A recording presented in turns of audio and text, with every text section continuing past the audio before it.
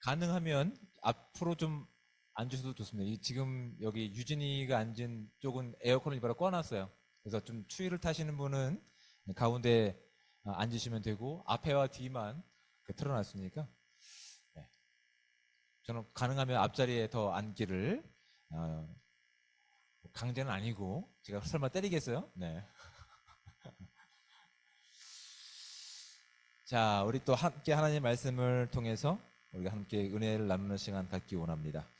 이번 수련회에는 이렇게 아브라함의 그렇게 여행을 통해 여정을 통해서 하나님께서 우리 가운데 계획하신 목적함이 무엇일지에 대해서 좀 살펴가는 시간 가질 겁니다. 그래서 좀 충분히 여러분께 설명할 수 있는 시간을 갖길 원합니다. 그래서 개별적으로 기도하실 분들은 또 남아서 더 기도하셔도 좋지만 또 집회에는 말씀 중심으로 그렇게 말씀을 나누고자 합니다. 참고로 말씀을 드리면 내일 새벽 5시에 여기서 우리가 새벽 또 기도회가 있어요. 그러니까 하나님께서 눈뜨게 하시면 나오셔서 함께 또 새벽 기도로 참여하시고 또 아침에 또 우리 또 묵상 시간도 있어요. 말씀으로 큰 은혜 받는 우리 모두가 되시기를 우리 주님으로 축복을 드립니다.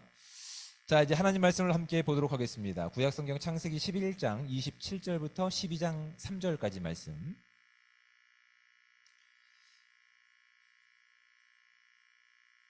자, 구약성경 14쪽에 해당되는 창세기 11장 27절부터 12장 3절까지 말씀. 우리 가능하신 분들은 우리 함께 저와 함께 한 목소리로 27절부터 12장 3절까지 말씀을 함께 합독해서 읽도록 하겠습니다. 데라의 족보는 이러하니라. 데라는 아브람과 나홀과 하란을 낳고 하란은 롯을 낳았으며 하란은 그 아비 데라보다 먼저 고향 갈대아인의 우르에서 죽었더라.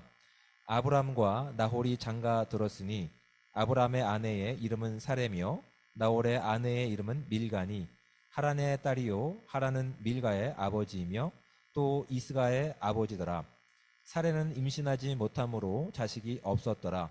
데라가 그 아들 아브람과 하란의 아들인 그의 손자 롯과 그의 며느리 아브람의 아내 사레를 데리고 갈대아인의 우르를 떠나 가나안 땅으로 가고자 하더니 하란에 이르러 거기 거류하였으며 데라는 나이가 205세가 되어 하란에서 죽었더라.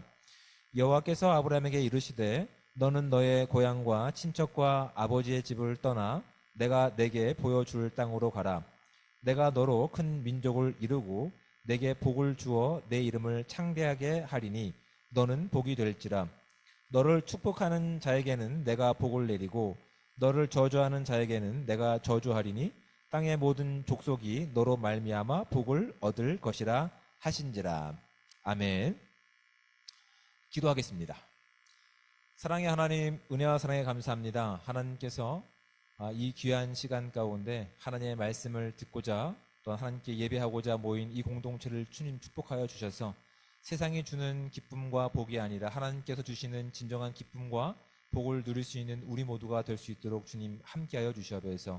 이 시간 하나님 우리가 피곤한 가운데 있지만 하나님 말씀을 사모하여 모인 이 공동체를 주님 축복하셔서 하나님 깨어있을 수 있게 도와주시고 지혜를 주시고 또한 들을 수 있는 길을 열어주셔서 하나님 말씀을 온전히 듣고 우리가 이해하고 그 삶을 온전히 살아냄을 통해서 이 땅이 누리지 못하고 있는 하나님의 기쁨과 복음을 우리의 삶을 통해서 전할 수 있는 귀한 통로들 될 수 있도록 주님 함께하여 주시옵소서. 이제 온전히 주님께서 영광받아 주실 것을 믿고 간구하며 사랑이 많으신 예수 그리스도의 이름으로 기도드립니다. 아멘. 자, 이제 우리가 이제 아브라함의 여정을 통해서 하나님께서 왜 아브라함을 선택하셨을까부터 시작해서 아브라함을 선택하셔서 그에게 이루고자 하시는 것이 무엇인지를 여정을 통해서 우리가 한번 살펴보고자 합니다. 여러분, 여행이라고 하는 것은 어떤 의미가 있는지 아세요? 여행은 네, 쉼이 전제가 되어 있죠. 지금 있는 곳을 떠나서 돌아올 것을 기대하고 떠나는 어떠한 좋은 것을 보고 좋은 것을 먹는 쉼이 여행이라고 하는 의미 가운데 담겨 있어요. 여정이라고 하는 전이라고 하는 의미는 우리가 흔히 알고 있는 트래블이라든지 트립과는 조금 다른 개념이 있을 것 같지 않으세요? 네. 어떤 것이 있을까요? 근데 우리말은 이 구분을 잘 하고 있진 않아요.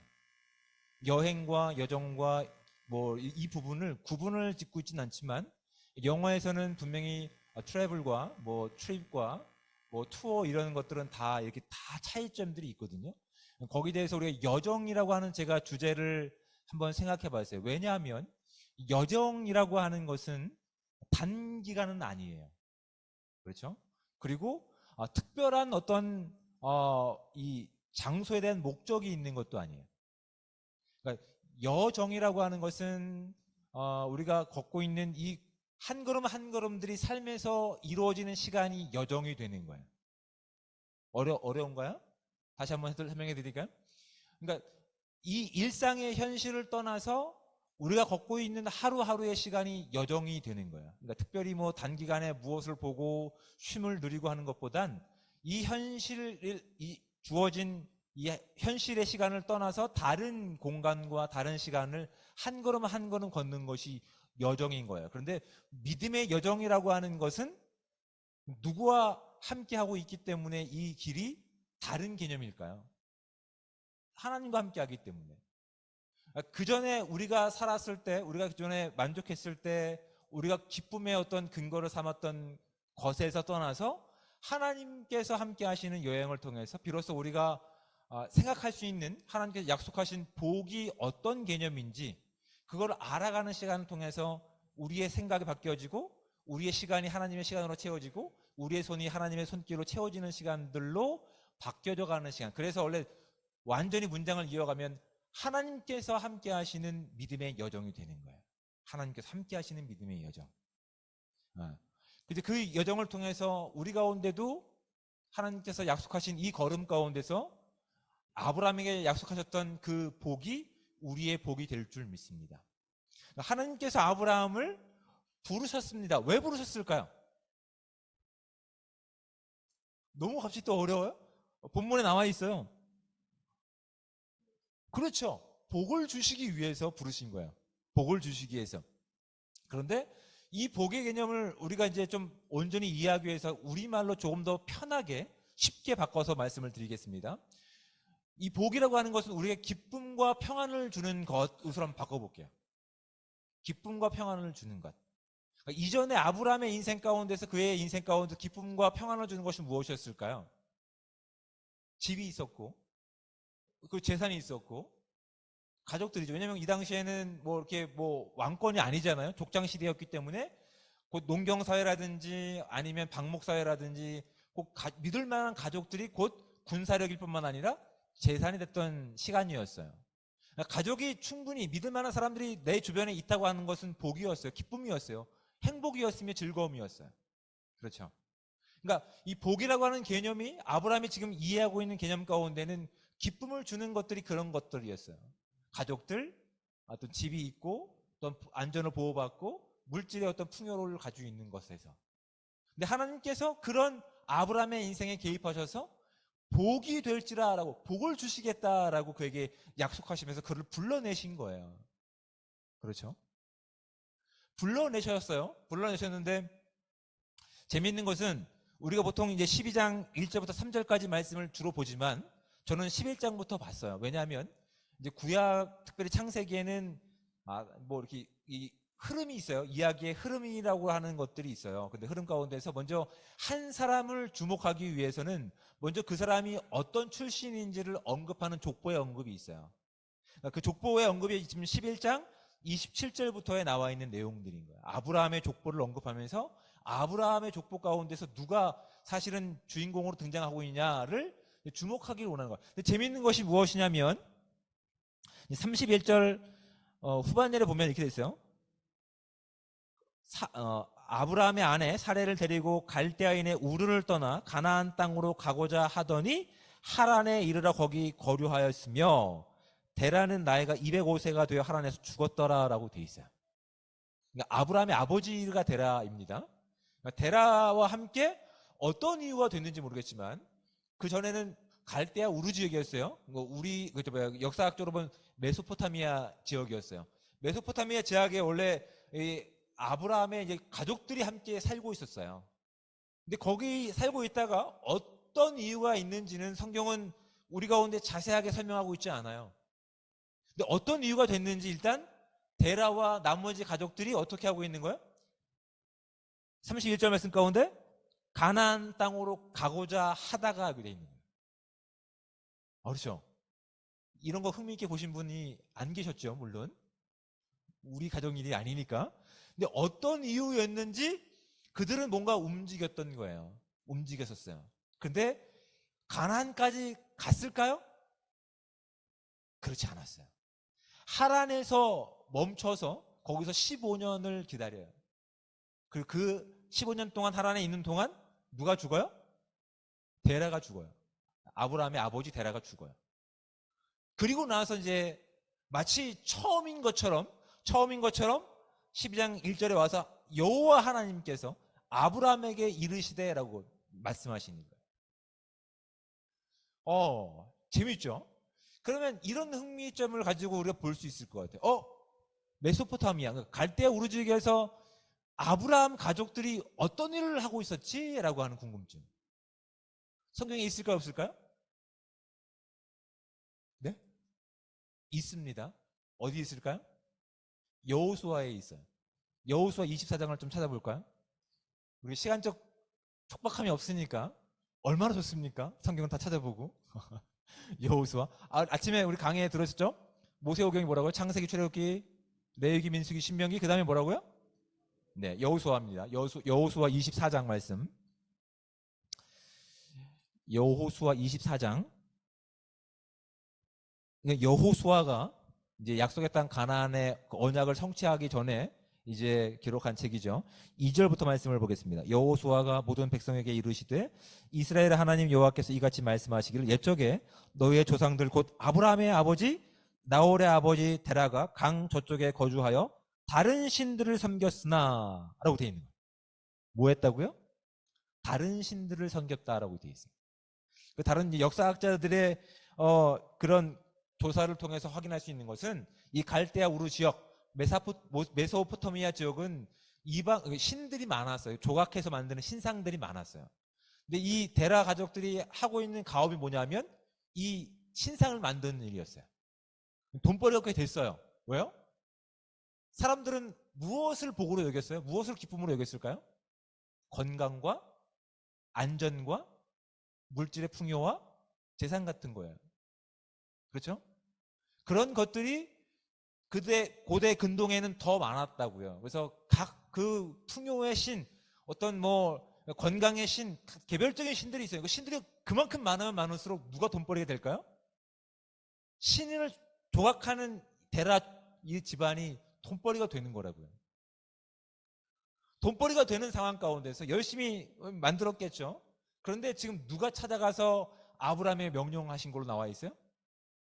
하나님께서. 참 재미있는 부분이에요. 왜요? 그들이 정말 신을 믿었는지 믿지 않았는지 모르겠지만 그들의 돈벌이는 뭐예요? 우상을 만드는 거였어요. 우상을 만드는 일을 통해서 돈벌이를 행했었는데 정말 신이 나타나서 그들 가운데 신탁을 하신 거예요. 말씀을 전하신 거라고. 네, 지금 아직 이해를 못 하시는 것 같은데 제가 한 가지 예를 한번 들어보겠습니다. 여러분, 우리나라에서 돼지 꿈을 꾸면 뭐 한다 그래요? 복권 산다 그러죠. 우리나라에 살고 있는 사람, 나머지는 안 살고 있는 것 같아요. 그렇죠? 돼지 꿈을 꾸면 복권을 산다 그래요. 나름대로 이렇게 굳어진 미신이죠. 이 신탁의 개념인 거예요. 돼지 꿈을 꿨으니까 복권을 사야 돼라고 하는 거예요. 믿는 거야, 안 믿는 거야? 믿는 거죠. 신의 존재가 어떤 것인지 알지 못하지만 이미 그렇게 믿기로 우리 사회가 암묵적으로 만들어 놓은 거예요. 그렇죠? 지금 갈대아우르 메소포타미아에서 많은 신들이 있어요. 누구를 섬기고 어떤 일을 하면 복 주시고 건강하고 자녀가 잘 되고 이런 것들을 이제 신상 가운데 만들어 놓고 그렇게 우리 정서와 문화가 다 그렇게 정해져 버린 상황 가운데 있다고요. 믿든지 안 믿든지. 근데 거기에 지금 누가 찾아가신 거냐면 하나님께서 찾아가셔서 말씀을 직접 전하신 거라고. 깜짝 놀랄 만한 일인 거예요. 말하지 못하는 신들을 만들어서 돈벌이가 됐는데 정말 말하는 어떤 신이 찾아와서 자신에게 어디에 가라고 말씀하시는 거예요. 그러면 갈까요, 안 갈까요? 가죠. 돼지의 꿈을 꾸면 뭘 하는 것처럼? 복권을 사는 것처럼. 근데 그게 믿음일까요? 기대감이 있는 거죠. 그래서 이걸 뭐라고 얘기하냐면 전문적인 용어로 가능성에 근거를 둔 확신이라고 얘기해요. 가능성에 근거를 둔 확신. 선택을 해본 거죠. 자신은 신들을 만들어서 먹고 사는데 큰 문제가 없었어요. 근데 진짜 신이 나타나서 자신에게 말한다고 한다면 누구 말을 따르는 게 맞을까요? 진짜 신이 나타나서 그에게 말한 것이 더 가능성이 있는 거예요. 그렇죠? 만약에 이 선택이 아브라함의 믿음의 선택이라고 한다면 여기서 그의 순종을 통해서 하나님은 뭐라고 말씀하셔야 돼요? 야, 너 믿음이 있네 라고 얘기하셔야 된다고요. 그렇죠? 근데 하나님께서 그 선택을 통해서 야, 너 믿음 있네 라고 말씀하셨나요? 그렇죠. 안 하셨어요. 자, 그 부분을 어떻게 이해하고 있냐면 로마서의 말씀을 가서 살펴보겠습니다. 이 신약으로 갑니다. 자, 이 사복음서가 끝나고 뭐가 나오죠? 사도행전 나오죠? 그 다음에 뭐 나와요? 로마서가 나옵니다. 공부한 효과가 되니 나타나죠. 네. 자, 로마서 4장에서 말씀을 볼게요. 4장에서. 자, 4장 2절 말씀. 4장 2절 말씀 제가 읽어드립니다. 만일 아브라함이 행위로서 의롭다 하심을 받았으면 자랑할 것이 있으려니와 하나님 앞에서는 없느니라 라고 되어 있어요. 그가 선택한 이 행위가 뭐라고요? 자랑할 것이 아직 안 된다고 하는 거예요. 그렇죠? 지금 여기 로마서는 무엇을 말씀하고 있는 거예요? 믿음을 이야기하고 있는 거예요. 믿음을. 구원이라고 하는 새로운 신분에 대한 그 새로운 신분을 채우고 있는 내용에 대한 그 믿음을 얘기하고 있는데 지금 로마서 사도 바울이 이야기하고 있는 것이 무엇이에요? 아브라함의 행위로서 의롭다 하심을 받았으면 자랑할 것이 있으려니와 하나님 앞에서는 없느니라. 지금 12장에서 그 아브라함이 선택한 그 행위가 아직은 믿음으로서 하나님께 인정받지 못하다고 하는 것을 지금 분명하게 사도 바울은 이야기하고 있는 거예요. 그렇죠? 제 말이 아니에요. 네. 성경이 분명히 말씀하고 있는 거예요. 자, 그럼 다시 한번 우리 본문으로 돌아가서 창세기 12장으로 돌아가서 제가 이렇게 말씀드렸어요. 복이라고 하는 개념을 기쁨 또는 만족 뭐 이렇게 우리말로 쉽게 바꿔서 말씀할 수 있다고 제가 분명히 말씀드렸습니다. 지금 아브라함은 어떻게 이해하고 있는 거예요? 진짜 살아있는 어떤 존재가 유일신으로 인정하는 것이 아니에요? 그러니까 많은 신들을 조각하고 있는데 진짜 살아있는 어떤 신이 찾아와서 자기에게 이야기했기 때문에 여기에 가능성의 근거를 둔 선택이었다고요. 확률상의 근거를 둔 선택이었다고요. 그래서 갔는데 아브라함이 이해했던 어떤 그 복의 개념은 뭐였을까요? 기쁨의 내용은 뭐였을까요? 물질적인 것, 안전, 또한 뭐 자녀들, 이런 평안이라든 이런 거였죠. 그렇죠? 근데 하나님께서 참 재밌는 말씀을 하세요. 자, 12장 1절 말씀. 여호와께서 아브라함에게 이르시되 너는 너의 고향과 친척과 아버지의 집을 떠나라고 되어 있어요. 그동안 아브라함이 복으로 여겼던 것, 기쁨으로 여겼던 것이 다 어디 있어요? 지금 다 여기 언급되고 있는 거예요. 그가 의지했던 것, 가업으로 여겼던 것, 먹고 살 만한 것들, 비빌 만한 것들이 다 여기 있는 거예요. 근데 그것을 다 어떻게 하라는 거예요? 다 남겨두고라고 하는 거예요. 남겨두고 떠나라라고 말씀하시는 거예요. 여기서 먼저 우리가 좀 도전해 볼 만한 것들이 있는 거예요. 우리가 하나님을 믿고 아브라함을 믿음의 조상이라고 얘기하면서 아브라함이 가지고 있는 복을 우리가 받길 원하고 있어요. 근데 하나님께서 우리가 이해했던 복을 아브라함이 그동안 이 순간 가운데 이해했던 복이 전부라고 한다면 우린 누구를 지금 따라가고 있는지를 진지하게 고민해 보셔야 되는 거예요. 이전까지의 삶 가운데 아브라함에게 복과 기쁨을 주고 만족을 주는 것이 무엇이었다고요? 건강과 취업과 뭐 결혼과 안전과 뭐 이런 것들이었어요. 이런 게 복이 아니라는 얘기가 아니에요. 그렇죠? 이거는 것이 복이 아니라는 게, 하나님께서는 그런 것을 통해서 하나님께서 주실 더 영원한 복을 누리기 위해서 우리를 부르신 것이 마치 아브라함을 부르신 것 같이 부르신 거라고요. 이 땅에 우리가 잠깐 누리는 건강과 안전과 재산 같은 것들은 왜 우리가 시대에 살아갈 때 기쁨이 될까요? 왜 평안을 주고 안정을 줄까요? 우리의 앞날이 불확실성을 가지고 있기 때문에 그런 거예요. 미래가 보장되어 있지 않기 때문에. 그렇죠? 근데 그것을 가지고 있으면 안전할 것이다라고 하는 스스로에 대한 기대감을 가지고 있는 거야. 근데 그것을 가지고 있으면 안전하고 평안할까요? 오히려 그 가지고 있는 것을 가지고 누가 훔쳐가면 어떡하지? 사기당하면 어떡하지? 불안만 더 증가할 뿐인 거예요. 이 모든 것들이 사실은 영원하신 하나님으로부터 관계가 끊어졌던 우리가 죄의 결과가 가지고 있는 나타나는 현상 중에 일부일 뿐인 거예요. 이 땅에 있는 어떤 손에 잡히는 것을 가지고 영원한 것을 꿈꿀 수 있다는 착각을 우리가 하게끔 만드는 거라고요.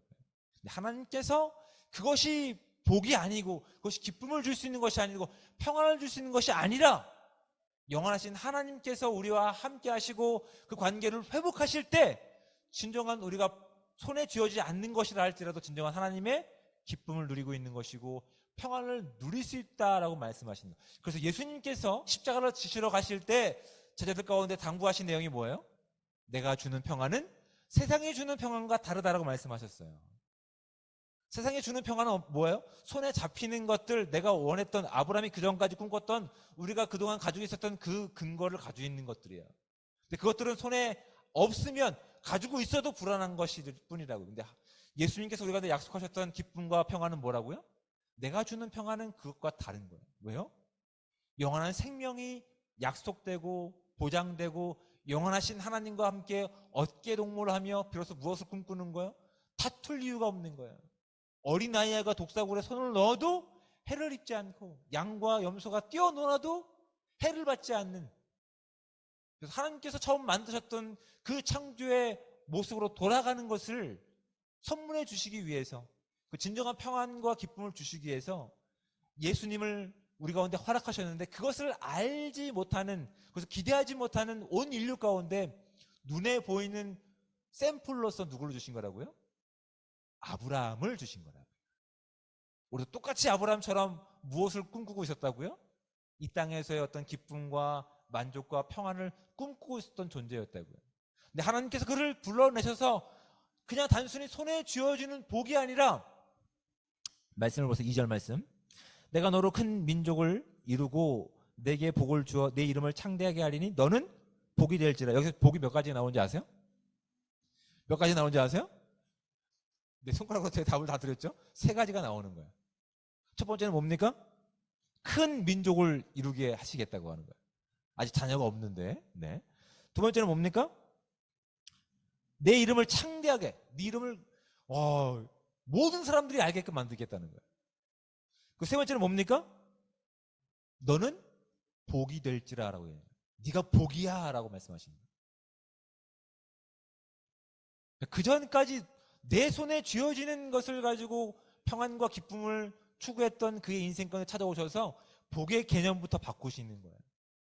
살아있는 하나님께서, 살아있는 유일한 하나님께서 그에게 찾아가셔서 죽은 신들을 만드는 것이 아니라 살아있는 내가 너에게 찾아가서 내가 진짜 너를 복을 줄 거야. 이 복은 세상이 주는 복과는 달라라고 말씀하시는 거예요. 그리고 말씀하시는 것이 큰 민족을 이루고 내 이름이 창대하게 하며 너는 복이 될지라고 말씀하세요. 근데 이게 참 재밌는 것이죠. 창세기를 읽어본 사람들은 알겠지만 7장에서는 어떤 내용이 드러나고 있는지 아세요?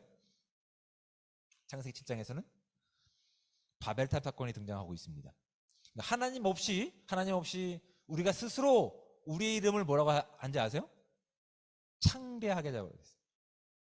하나님 없이 우리가 우리를 증명해 보자라는 거예요. 하나님 없이 우리가 우리의 이름을 널리 전해보자. 이게 어떤 삶이었다고요?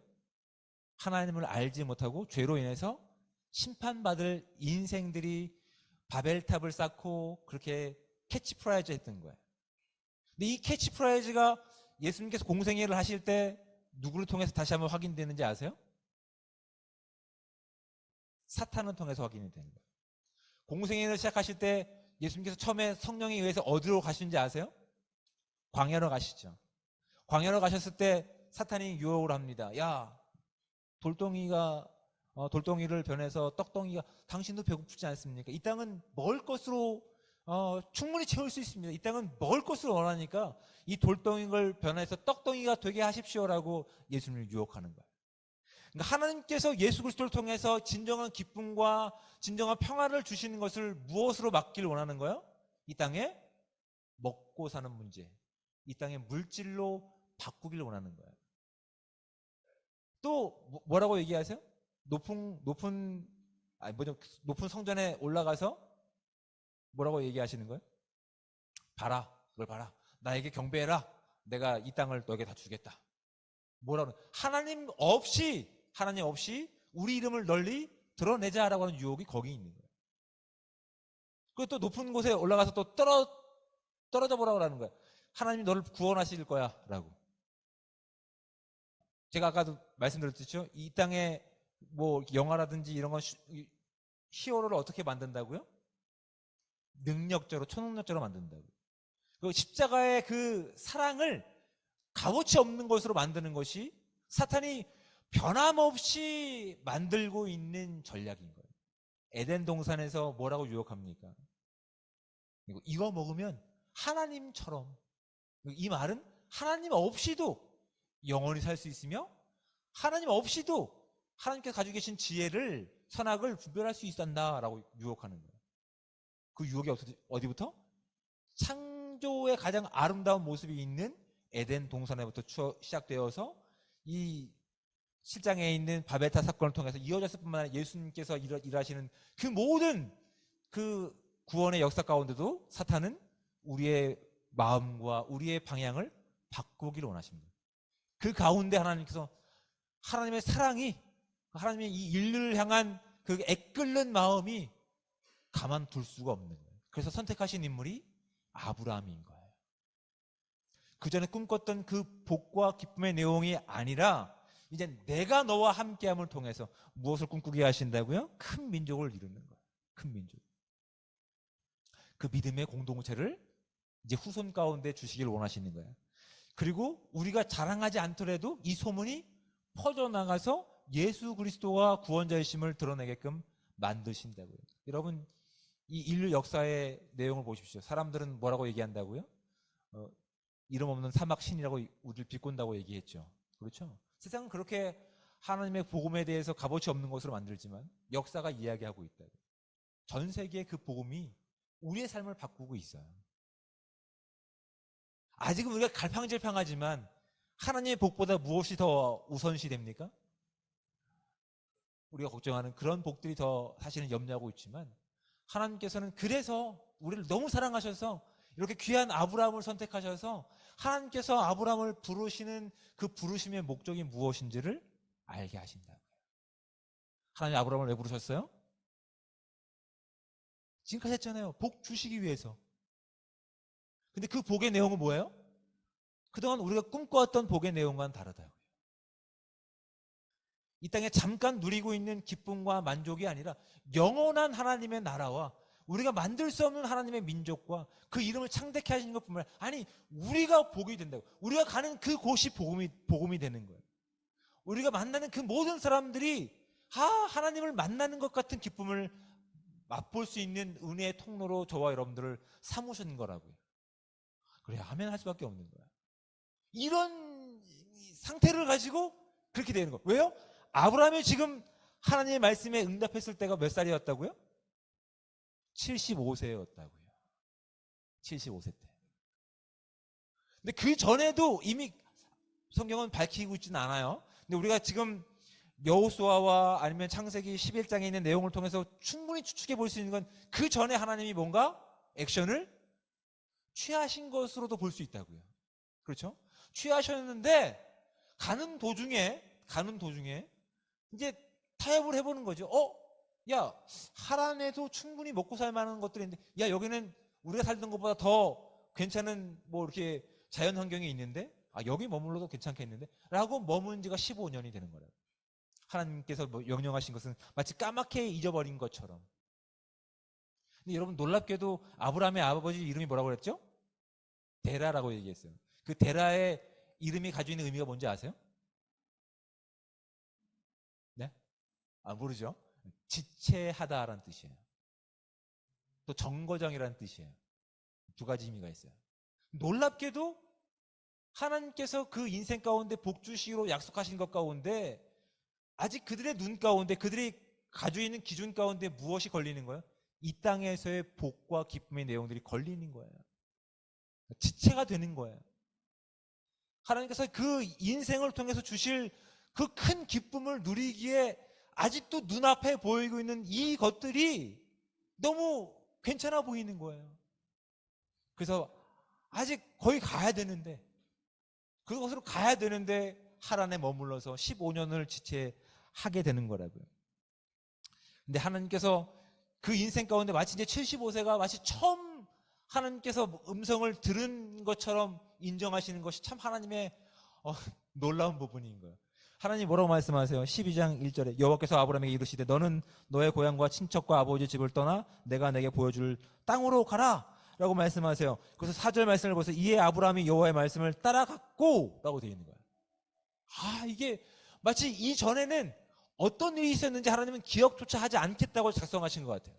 그가 불순종했는지 어떤 선택을 했는지 그건 관심을 갖지 않아. 하지만 적어도 네가 가능성의 근거를 둔 확률을 가지고 움직인 이 걸음이라 할지라도 하나님은 어떻게 기억하신다고요?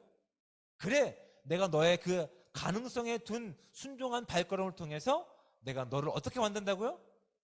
복이 되게 만드시겠다고 약속하시는 거예요. 여러분, 우리의 인생도 아브라함의 인생과 크게 다르지 않습니다. 우리 하나님을 우리의 구원자로 믿고 하나님이 우리 아버지 되실 뿐만 아니라 모든 생명을 주셔서 천국을 소망한 천국이 기쁨이 저와 여러분 가운데 있다고 우리는 믿고 있어요. 상식적으로 고백하고 있어요. 정말 삶의 현실 가운데 그것이 정말 우리의 기쁨입니까? 먹고 사는 문제가 전혀 눈에 밟히지 않던가요? 밟히죠. 아직도 갈팡질팡하는 거예요. 아직도 이 걸음이 제대로 걷는 건 맞습니까? 라고 기도할 때마다 반복적으로 나오는 것도 이런 거라고. 근데 하나님께서는 그 전에 어떤 선택을 했는지 어떤 인생을 살아왔는지 기억조차 하지 않으시는 것 같아요. 적어도 어떤 가능성의 확률의 근거를 둔 이 순종이라고 하는 모습을 붙이기에도 참 민망한 것이지만 거기에 하나님은 복 주시겠다고 하나님께서 직접 약속을 하신 거라고요. 조건을 누구에게 달지 않았어요? 아브라함에게 달지 않았어요. 다시 한번 눈을 보세요. 네가 순종하면 이라고 얘기하지 않으세요. 조건을 달지 않으세요. 하나님께서 일방적으로 약속하시는 거예요. 1절 말씀 여호와께서 아브라함에게 이르시되 너는 너의 고향과 친척과 아버지의 집을 떠나 내가 내게 보여줄 땅으로 가라. 내가 너를 큰 민족을 이루고 내게 복을 주어 내 이름을 창대하게 하리니 너는 복이 될지라. 너를 축복하는 자에게는 내가 복을 내리고 너를 저주하는 자에게는 내가 저주하리니 땅의 모든 족속이 너로 말미암아 복을 얻을 것이라 하신지라. 안 따르면 안 줄래라고 말씀하지 않으셨다니까. 그렇죠. 이렇게 관심 있게 보셨어요? 말씀을 처음 보는 거죠. 얼마나 은혜가 있는지 몰라요.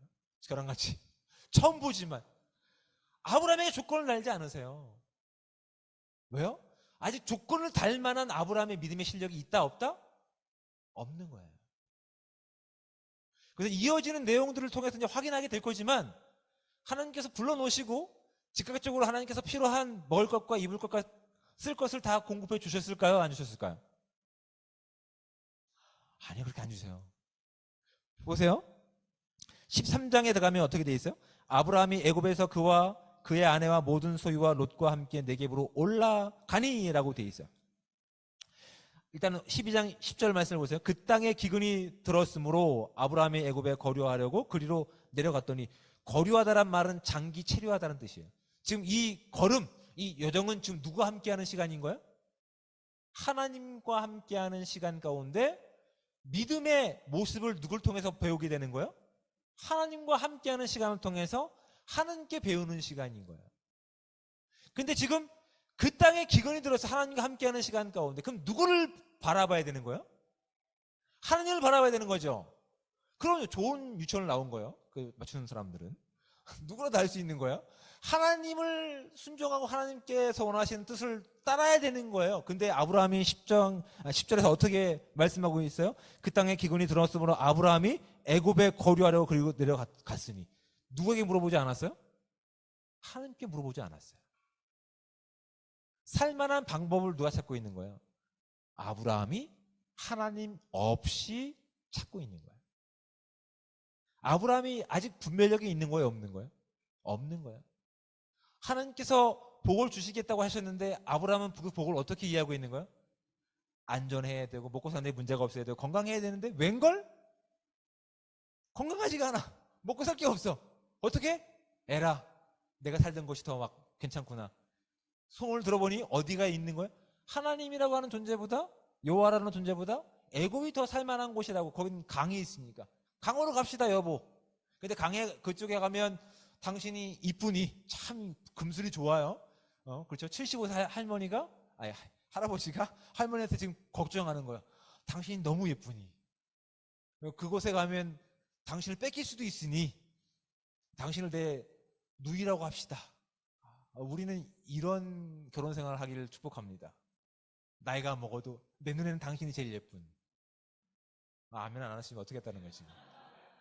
그렇게 되셔야 되는 거예요. 근데 그 안에 누가 계셔야 되는 거예요? 항상 하나님이 함께 하실 때. 하나님이 함께 하실 때 나이가 먹어도 내 아내는 누구보다 이쁜 아내가 돼야 돼요. 내 남편은 누구보다도 더 믿음이 좋고 내가 신뢰할 수 있는 하나님의 그 세워주신 내 기준이 되는 거예요. 그런 삶을 우리가 기대하고 나가셔야 되는 거예요. 근데 아브라함은 지금 어떤 거예요? 아직 그 믿음이 온전하지 않은 거예요. 무엇에 더 익숙한 거예요?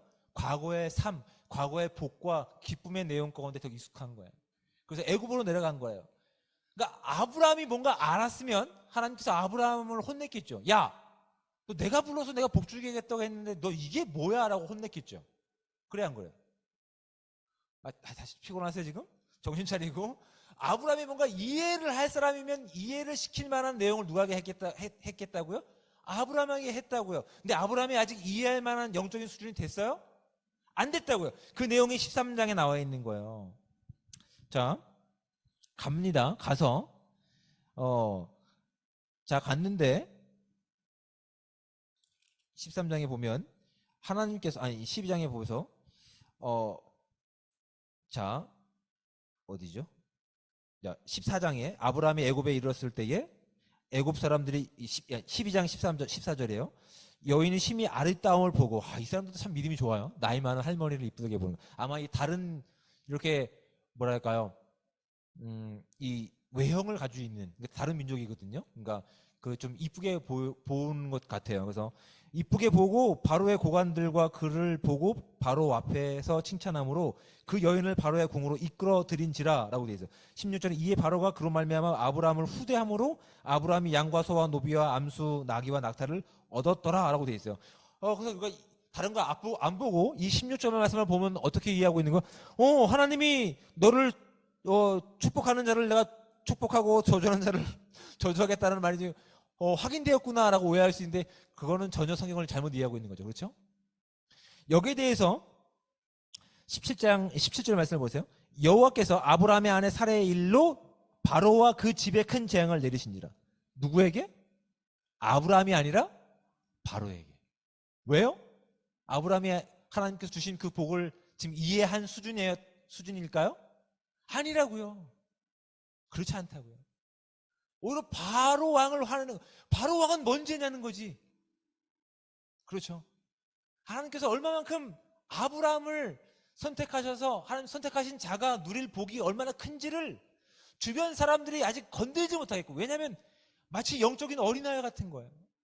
여러분 만약에 2살, 3살 막 걷기 시작한 애가 막 뛰어가다가 넘어졌어요. 누구를 혼낼까? 그리고 관리하지 못한 부모를 혼내는 거라 동일한 거라고요. 아직 아브라함은 영적으로 2살과 3살밖에 되지 않은, 아직 걷는 법도 잘 하지 못하는데 그만큼 훈련하지 못하는 것에 대해서, 아직 연습하지 못한 것에 대해서 그 넘어진 것을 가지고 부모가 된 입장에서 누구를 혼내냐? 너 왜 거기서 애 넘어지는데 붙잡지 않았어? 라고 바로를 지금 화내고 계시는 거라고요. 아직 이해하지 못한 아브라함에게 이제 내가 너에게 주는 복은 이 땅에서 누리는 안전과 건강과 사람들과 비교할 만한 그런 것이 아니라 그런 것과 비교할 수 없는, 네가 꿈꾸지 않아도 너의 이름이 드러날 뿐만 아니라 너를 통해서, 너와 함께하는 나를 통해서, 나를 믿는 그 믿음 때문에 어떤 어려움과 환경이 너를 바꾸지 못하는 기쁨과 평안과 생명이 너 안에 있기 때문에 그걸 통해서 많은 사람들이 그 하나님께 나오는 영광을 누리게 될 것이다라는 믿음에 대한 약속을 지금 아브라함에게 하고 계시는 거예요. 하나님께서 지금 아브라함을 부르신 건 왜 부르셨다고요? 복을 주시려고. 그 복의 내용은 영원하신 하나님과의 만남을 통해서 영원한 하나님의 생명과 평안을 누리고 자유를 선포함을 통해서 이 땅에 그것 때문에 싸우고 있는, 분열하고 있는 그 땅 가운데 진정한 하나님의 자유와 기쁨을 선포하는 복으로서 아브라함을 선택하신 것처럼 저와 여러분들을 선택하신 거라고요. 여러분, 이 복이 저와 여러분이 누릴 복인 줄 믿습니다.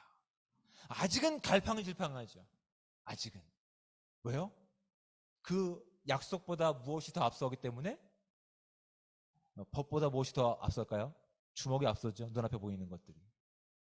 하나님의 약속보다 우리 앞에 떨어진 발등의 불이 더 뜨겁기 때문에 우리는 또 헷갈리는 거예요. 하나님이 함께 하시는 그 영원한 생명이신 그 복이 함께 하시는데 두려울 것이 없어야 되는데 아직도 두려운 마음 가운데 있는 거예요. 우리 믿음이 어떤 상태라고요? 엄마! 이러고 있는 거예요. 하나님 누구를 혼내실까요? 우리를 혼내지 않아서. 아직은.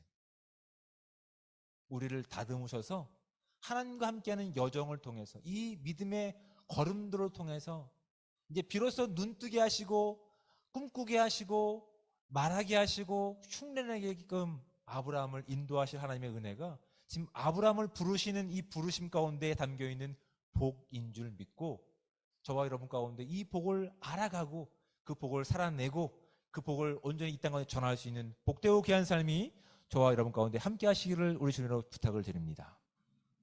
질문 있나요?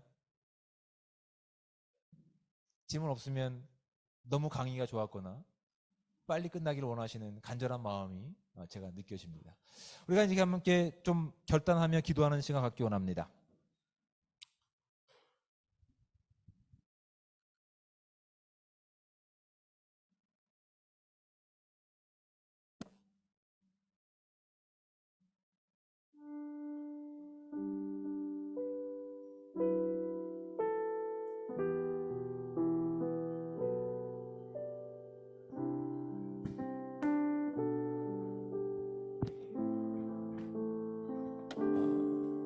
우리가 그렇게 맹목적으로 기도할 수도 있어요. 하나님,